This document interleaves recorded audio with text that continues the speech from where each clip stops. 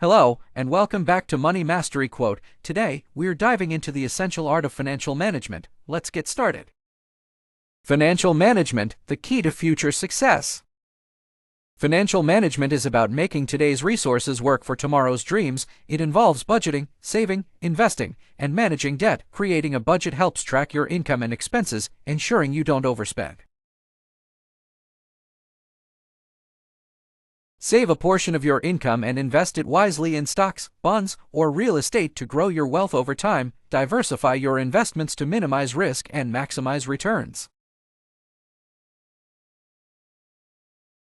Manage your debt efficiently. Prioritize paying off high-interest debt and use good debt, like mortgages or student loans, to build wealth.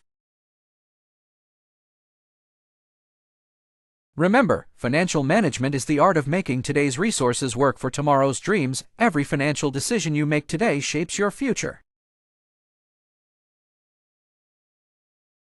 Thanks for watching. If you found this video helpful, give it a thumbs up and don't forget to subscribe for more money mastery tips. See you next time.